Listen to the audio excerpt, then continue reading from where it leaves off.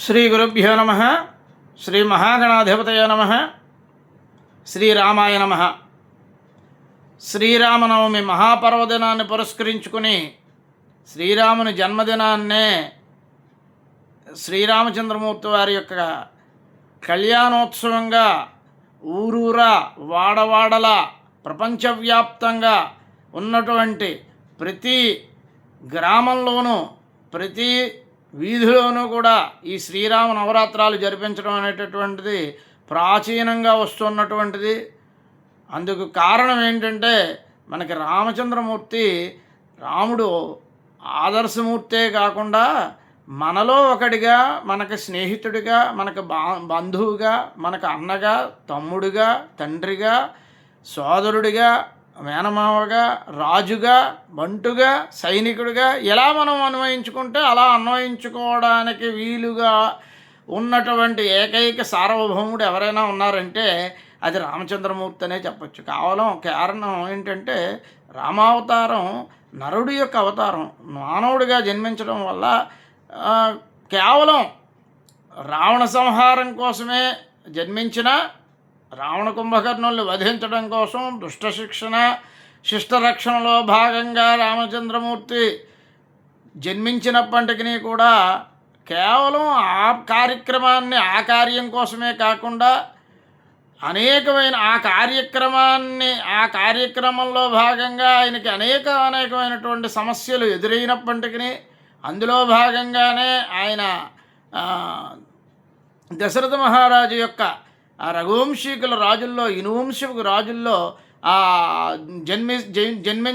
జన్మించిన తర్వాత ఆయనకి అరణ్యవాసం కూడా ఆ కుటుంబంలో వారితోటి వస్తే దాన్ని కూడా సాదరంగా ఆహ్వానించి అందులో ఎన్నో సమస్యల్ని కూడా స్వీకరించి, అంతేకాకుండా ఆయన ఏ అరణ్యాలకైతే వెళ్ళారో ఆ అరణ్యాల్లో ఉన్న వారిని కూడా చక్కదిద్దారు. ఉదాహరణకి వాలిసుగ్రీవులకి స్నేహం చెడి, బంధుత్వం చెడి, వారు సక్రమ మార్గంలో లేకపోతే వాలిని వధించి అంగదుడిని యువరాజుని చేసి సుగ్రీవుడిని పట్టాభిషిక్తుని చేశారు. అదేవిధంగా ఋషీశ్వరులందరి మీద రాక్షసులు దండకారణ్యంలో అనేకమైనటువంటి యజ్ఞాగాది క్రతువులకు విఘాతం కలిగిస్తూ ఉంటే ఆ జనస్థానంలో ఉన్నటువంటి 14,000 మంది రాక్షసుల్ని, ఖరదూషణాదుల్ని ఇత్యాదులందరినీ కూడా నిగ్రహించారు. అంతటి మహోన్నతుడు సీతాదేవిని అపహరింపబడినప్పుడు ఆ అరణ్యవాస సందర్భంలో వానరులను కూడా, చిన్న వానరుల యొక్క సహాయాన్ని కూడా స్వీకరించారు. అనేక మందిని ఉడత కూడా సహాయం చేస్తే ఉడత సాయం చేస్తే దానికి కూడా స్వీకరించారు.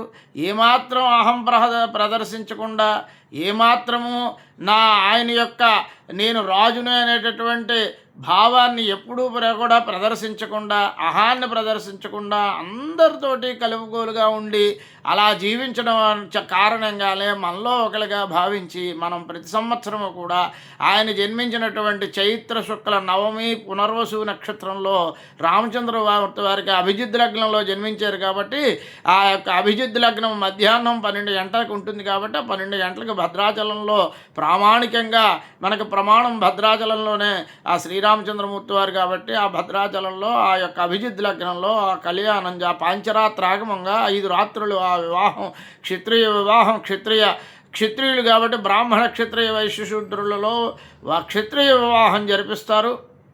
ఆ క్షత్రియ వివాహం జరిపించేటప్పుడు అటుపక్క ఉన్నటువంటి వారు ఆ రోజుల్లో రామచంద్రమూర్తి యొక్క బాణిగ్రహణానికి జనక మహారాజు యొక్క కొలువుకు విశ్వామిత్రులు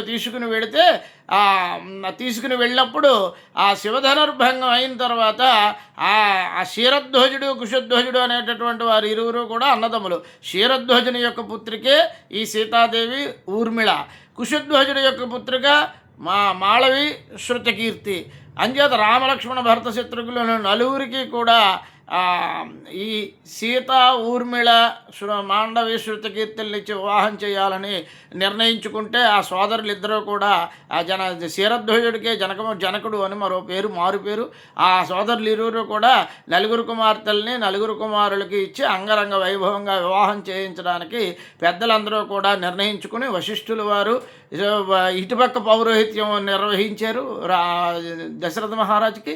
జనక మహారాజుకి గౌతముడు అహల్యాపుత్రుడు అయినటువంటి శతానందుల వారు పౌరోహిత్యం నిర్వహించి ఆ యొక్క కళ్యాణాన్ని అంగరంగ వైభవంగా జరిపించారు. కాబట్టి ఆ అంగరంగ వైభవంగా జరిపించినటువంటి కళ్యాణోత్సవంలో వారి వంశీయ చరిత్రను కీర్తిస్తారు. ఎప్పుడూ కూడా ఇటు 3 తరాలు అటు 3 తరాలు చెప్పడం అనేటటువంటిది అనూచ్ఛానంగా వస్తున్నటువంటిదే.